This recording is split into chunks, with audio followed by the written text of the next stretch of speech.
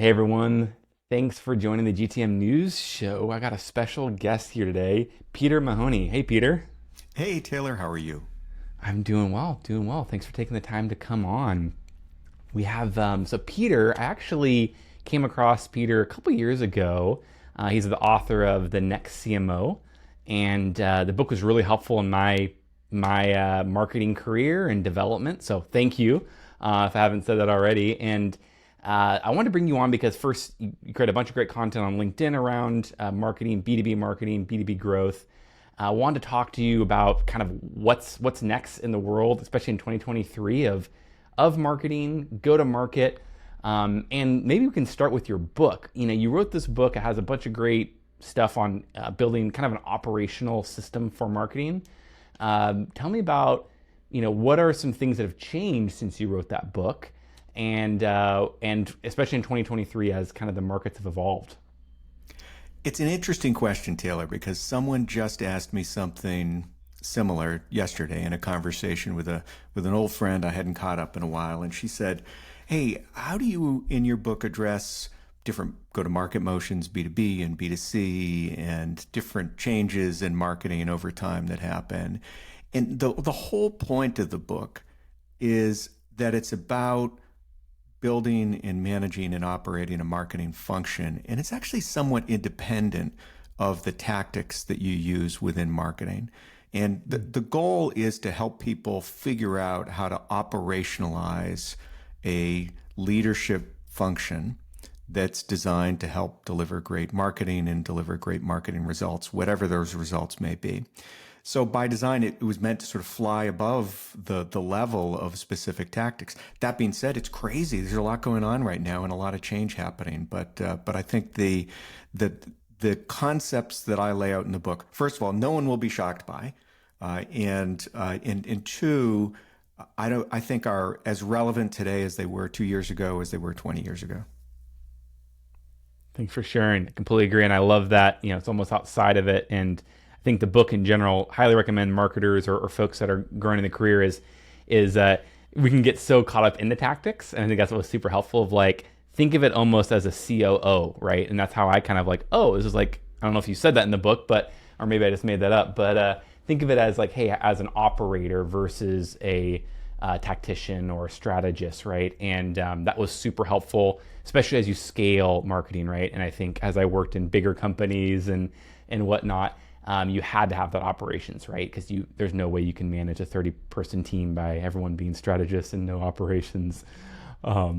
Super cool. Tell me, I'd love to hear more about kind of go to market. So the name of this show, go to market, and this term has gained popularity over the past couple of years. How would you define go to market, first of all, and then why is it important in the grand scheme of growth, marketing, whatnot? Absolutely. So I define go to market as the strategy and tactics that you used to connect your company and the services and products they deserve to the people who will buy them. So it's kind of as simple as that. So what is the path that you are using to connect the things that you offer to the people who are going to be buying them? And sometimes that path is straight. In other times, the path is rather circuitous. So it really depends on the strategy you undertake, and in a lot of cases, how far of a leap you're asking the customer to take, which is one of the biggest considerations around what strategy you need to employ when it comes to go to market. Interesting. How does that, when folks are thinking about like growth and marketing, how does that bigger picture, what are like the opportunities, and then how do you plan around that? How do you create alignment around that? Yeah, so the first thing I always start with, and Taylor's read my book, thank you. So you probably will recognize that I like to start with your business objectives. What are your goals? What are you trying to achieve? So once you determine what you're trying to achieve, and that can be a one thing or it can be a short list of things. And one of those things is usually growing customers or growing revenue per customer or growing profit or something like that. And once you determine what the goal is, then you need to determine the strategy that you are going to use to achieve that goal. And in a strategy, as you may know, is an approach you use to achieve a goal. So let me give you a quick example to try to highlight this. So your strategy, if your goal is to get to the top of a mountain, your strategy might be, I'm going to go climb up that steep part of the mountain. Or it may be, I'm going to go take the long path around the back. And why does the strategy matter? The strategy matters because the tools you use along the way will be quite different. If you're going to take the long path, you need comfy shoes and plenty of water. If you are climbing up the steep, sheer cliff, then you need those clippy things and ropes and hopefully a lot of luck along the way. So that's why the strategy really matters, and aligning those things behind your go-to-market is incredibly important. So you need to first agree at the company level, what are my goals? What am I trying to achieve? And not just, I want to grow, but specifically how much, by when, and who's responsible for what. And the second thing you need to get alignment around is, what is the strategy? And a go-to-market strategy is a critical topic that every senior executive team needs to be aligned around, because it involves lots of different parts of not only the go-to-market part of the company, the marketing and sales, and maybe customer support, but it also involves product, it involves finance, it involves everything. So you really need to get alignment in those areas before you embark on your go-to-market strategy. And once you've done all that, then you can, choose from the menu of different approaches, and there's some interesting ones and emerging ones that we can talk about. Thanks for sharing. Super, super helpful. If I'm hearing you correctly, it sounds like obviously have the goal in mind as far as like where are we going as a business, right? From the business standpoint, business objectives is the word you use, which I love. And then from there, how do we get all the teams together to align on the certain strategy that we're going here? And I think what's really important there, what I've seen is that growth, especially even marketing or B2B marketing, so much of it is dependent upon everything else working well, and vice versa too, right? Like sales needs new opportunities and to close, and then obviously customer success needs new customers to service, and they're all working together. But sometimes the biggest opportunities for growth I've seen has not necessarily been for marketing, even though you do need more business opportunities. It's actually, how do we optimize the product, or how do we make onboarding better, or how do we make a less frictionless sales process. So I really like how you kind of frame that as far as everyone being aligned, and it's the whole company, which can get kind of overwhelming from that standpoint, because it's almost like go-to-market is it's really broad. Who owns that? I mean, I know this wasn't even on our list of things to talk about, but who owns that, and what's the best way for is it the CMO? Is it the CRO? Is it the CEO? Well, someone has to, and it can be any of those things, but it can't be all of them at once. So the point is that you have to have a single final arbiter of the decision and the truth around what you're trying to do around go-to-market. And it varies based on the organization, what makes sense. So for instance, if you're in more of a B2C motion, then the CMO is typically the owner of that, because the CMO typically has a much more direct revenue target associated with what they're trying to do. If it's a B2B kind of company, then it can be the CRO who is the person who's in charge of that. But it really depends, because it depends on the experience and the approach and the focus and the target of the CRO and of the CMO. Sometimes that has to be negotiated, sort of who owns the thing. And if it's sort of a shared thing between the CMO and the CRO, then ultimately the CEO needs to be the final decision maker to say, yes, I approve that this is the right approach. But absolutely has to be aligned between those senior executives, but also input needs to be provided by the product team, the finance team, and all those things, because it matters. Even relatively simple things like, if I'm a SaaS company, do I do monthly or do I do annual contracts? That matters, right? It matters from a cash flow from operations perspective. It matters from the way you build your product, because all of a sudden you have days instead of months to get people successful. All sorts of things like that. So it is really a team sport, but there needs to be a clear sort of owner of the decision at the end of the day who says, yes, this is the thing that we're aligned behind. Love that. Super helpful. Kind of switching gears a little bit here. I'd love to talk about campaign structure and building a coherent campaign framework. And reason for it is kind of understanding from the marketing standpoint and from a growth standpoint, getting alignment on, maybe it's from the sales team and the rest of the org or the product development. How do you first define campaigns? Because it's a pretty broad, even in your book, you talk about this. How do you define campaigns? And then how do we create this coherent, framework and process where we're all going to market, talking about the same things at the same time, etc.? Yeah, Taylor, it's a really important question. And the idea of coming up with a coherent, simple, understandable campaign framework, I think, is really critical in a company's ability to execute their go-to-market effectively, because that's really how you get aligned around the what. What am I going to do to achieve these goals? And I like to think about it this way. So first of all, what is a campaign? A campaign is a group of tactics and activities that's designed to achieve the outcome that you defined within your goal. And that can be a fairly broad description of things. So the filter I like to use to determine whether it's a campaign is whether the primary success metric for the campaign is the same kind of success metric that you defined in your goals. So for instance, if your goals are to drive growth through increasing pipeline and new customers, if the campaign can't be measured by pipeline or new customers, maybe it's not a campaign, maybe it's a tactic. If it can be, maybe it's generating leads, maybe it's generating downloads, maybe it's generating new contacts, something like that. It's probably not a campaign. It's part of a broader initiative. And my recommendation to people is to take those individual points and tactics and gather them into a like set of activities that are all focused on delivering the outcome that is defined in your goal. And the way I like to think about it is that you should have, less than 10 campaigns.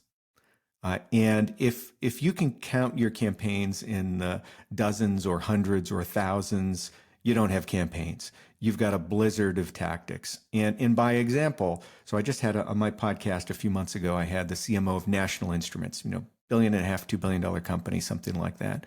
And Anna, who was the CMO at the time, told me that one of her key initiatives was taking their campaigns for a multi-billion-dollar company down from 40 to 6. So they had 6 campaigns, which means that if you have a 50 or 100 or $200 million company, you can probably do the same. So that's the way I like to think about campaigns. That's super, super cool. I love that story, because this reminds me of Brian Chesky, co-founder and CEO of Airbnb, which is not directly correlated to the same idea, but he has like one roadmap for the entire company. Like everyone is like, here's the roadmap. There's not like people doing other projects. And I think there creates just this alignment, for lack of a better expression, where everyone's focused on the same direction versus you're having all these different campaigns. Speaking specifically in the B2B world, B2C, I can see campaigns, are just more, you have these kind of promotional campaigns, right? Kind of these specific time, based campaigns. In the B2B world, campaigns seem more, evergreen or continual, right? Where you're constantly doing a lot of the same things over again. You may have like a one-off event or things like that. How do you kind of think about that in that way of like almost, actually I had a CMO I worked for, she used the word infrastructural versus promotional and kind of bucketed campaigns in those different areas. More thoughts on that? Because I think in B2B world, campaigns seem to be, they're so hard to define, even though I think your definition is great. People still struggle to define them. And then they tend to do a lot of the same campaigns over and over again. So just, I love your thoughts on that area and challenge there. Yeah, absolutely. So, as an example, in my last company that I just sold about 6 months ago, the Congrats. we thank you. It was fun. We had an ongoing campaign that was our overall thought leadership campaign based on what we called the Next CMO. In that campaign was included things like a book. It included a podcast series. It included a community. It included a series of webinars. It was one campaign. It was one integrated campaign that we used to communicate the fact that we kind of knew what we were doing around sort of operational marketing topics, and everything that we did in general was focused on that. Now, we did some other things that weren't in sort of that next CMO idea, that were much more some targeted, digital kind of activities that we used for sort of feeding the monster of, new leads and opportunities, et cetera, that weren't specifically targeted at that. But the idea of having a long, in our case, multi-year campaign is really valuable, because what it does is it builds up and reinforces itself over a period of time. And if you think about what you're trying to do as a marketer, you're dealing in an incredibly noisy environment where you're a B2B marketer is trying to contact influencers and decision makers who are hit by thousands and thousands of messages every day. So for you to make that memorable, frequency and consistency is incredibly important. They need to see and believe and understand a message over a period of time. And I'm a big believer in building up sort of a brand authority over a period of time. And the cumulative effect of a campaign is what is really powerful over a period of time. And that's why I think, I don't think of, even though we might do the same thing over and over again, it's the same campaign. It is a campaign, and in fact, we can measure the success and measure the return on investment of the campaign. We just measure it over multi-years. Super cool. Thanks for sharing. Some good stuff there. I'd love for you to kind of dive a little bit deeper into frequency and consistency, and how, from my experience, we generally, we do one campaign or do one tactic or whatever, and it works or doesn't work, and we stop doing it or whatnot. Tell me about kind of the pitfalls of not being consistent, and then what are the upsides? Like, what type of either ripple effect or snowball effect do you get from that consistency? Yeah, there are a couple of things. It's funny. You wouldn't remember this because you're way too young. But back in the gosh, it must have been in the 70s or the 80s. So you definitely don't remember that. Don't remember that. There is. I think it was NBC had a campaign where they talked about it being new to you. And the whole idea was they'd rerun TV shows, because back then, it was all broadcast and you showed it once, and they'd have reruns. And the whole campaign was around, well, it's a rerun, but you've never seen it before, so why don't you check it out? And that concept is really interesting. The point is that when you're marketing to a target audience, first of all, you're not reaching and engaging that 100% of the people that you reach out to with every single message. You're just not. Maybe it's the wrong time for them. Maybe it scrolled by their screen or their inbox at the wrong time and they didn't quite see it because they were busy on other stuff at that point. So part of the idea of frequency is that it takes multiple impressions to get to the point where you can even get someone to absorb your message once. And then it takes a period of time for people to start to recognize and say, hey, I'm ready to understand and think about that at this point. So on the other side, what a lot of people will do is I had a lot of marketing teams in the past they love to create, and they love new ideas. And it's amazing, right? And it's amazing to come up with a new idea. But the point is, you spend so much time and effort and money coming up with a new idea and if you only show it to someone once, you're going to reach a tiny, tiny, tiny percentage of your target audience. So the goal is to repeat that message and recycle that, not only does it give you the reach that you need over a period of time, but people start to remember it, to recall it, just like they remember your brand if they see your brand a number of times, because just because they're consuming a marketing message that you're delivering to them and not taking the call to action you want them to take, they're still developing an understanding of who you are as a brand and what your message is as a brand. So when they're ready to take some action, then they'll say, "Oh yeah, I remember Tyler, or I remember Peter or his company, and I'm going to take a chance on that."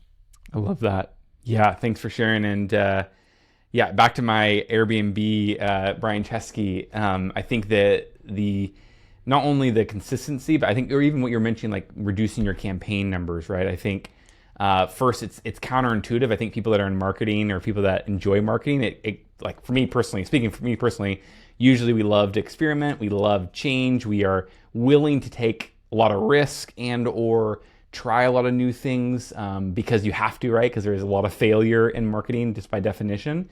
On the flip side of that, though, some of the best marketing and some of the or best long-term results are just doing things that you know work and continue to do them over a long period of time, and obviously iterate and refresh and whatnot.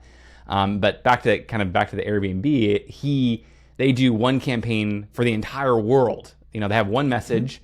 They don't have separate marketing departments for different parts of the world, and back to that of like simplifying not only from an execution standpoint, but then also I think you also have a better impact overall, where over time, you know, everyone is aligned on kind of the same message, the same brand, the same vision.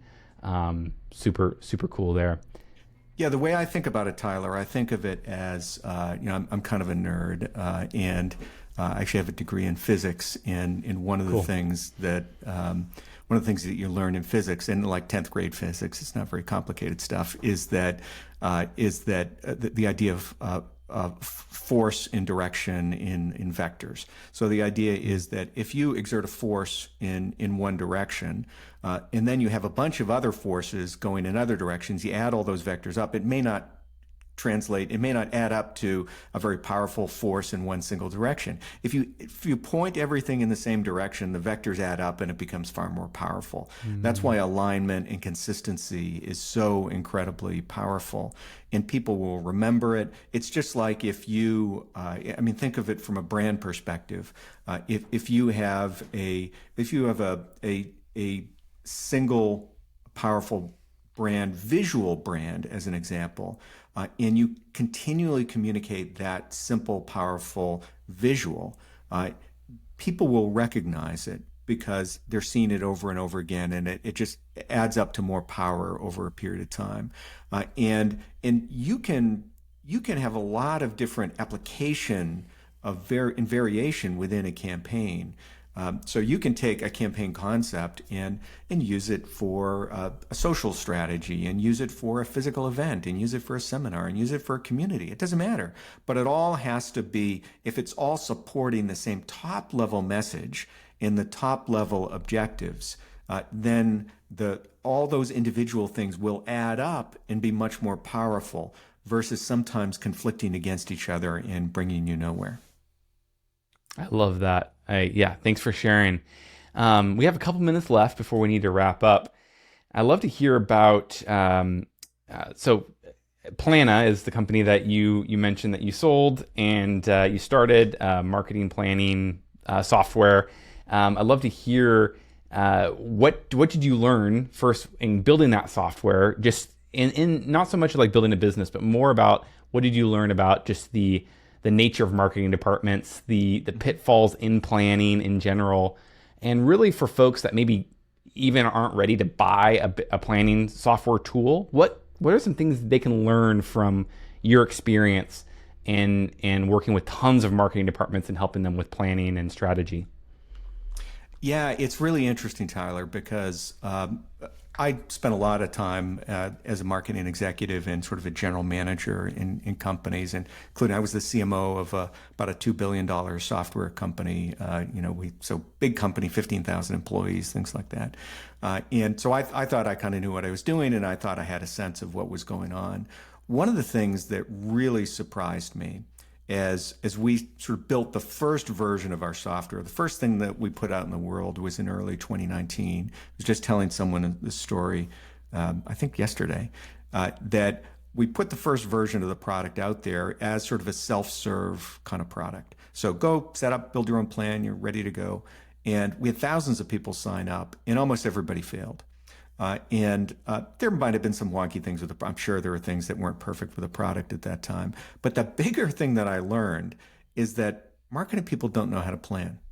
And marketing people really struggle with the concept of planning because in the world that we're all living in now, it's so hyperkinetic that people have sort of declared bankruptcy on planning. And what I learned is that people had sort of forgotten the discipline. And if they get back to the discipline of planning, even at a very, very high level, and that high level can be, all right, what are my goals? Let's make sure we get aligned on our goals, aligned on our strategy. What are the 4 or 5 campaigns that really matter? And how are we going to measure the outcome? Have that context in place so that they understand what success looks like. And if you can just do that, if you can go that 5% of the way and really start to put that framework in place, you don't have to boil the ocean and have the world's most sophisticated plan in the world, but you need a plan and you need to get people behind it. And even if you're iterating and adapting and changing and refining the plan over time, that's totally fine. But what you need that context and that baseline for where you're all going. Otherwise, you're all going to go in different directions and you're not going to be successful. Oh, thanks for sharing. Love that. Tell me, awesome. I'd love to hear what's next. So you sold your company. What are you excited about for you? Yeah, so many things right now. So first of all, I sold the company to a great company called Planful. The product is now called Planful for Marketing. They have a sort of a broader financial planning and financial performance system that CFOs use, and now we're sort of the marketing special version of that. So I'm thrilled for our customers and employees who are all largely still there and things like that. And we're super excited about that. So next for me, I'm really digging in. I love to help marketing people. It's been fun. I've been doing it for decades now. And so I've done a bunch of different things. I'm advising a bunch of companies. I'm coaching a bunch of CEOs and CMOs. I put together a business I call Accelerate Us, which is my new brand for sort of like a vessel for all the fun things I'm working on right now. So that's been a fun activity for me.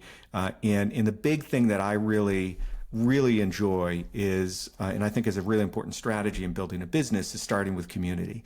So I'm building up a community of marketing executives, and then I'll see where they take me. Because once you have the community and understand what they need and what they want and where they want to go, then they actually give you the roadmap to what you should do next.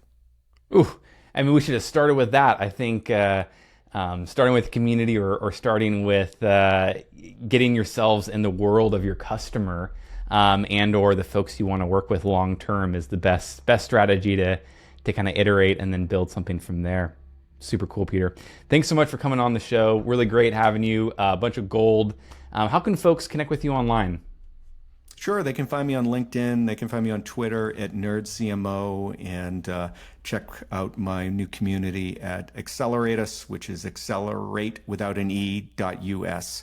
If you can understand all that. We'll put the links below as well. And Awesome. sweet, Peter. Thanks again for coming on. Thanks, Tyler. It was fun. Thanks, everyone.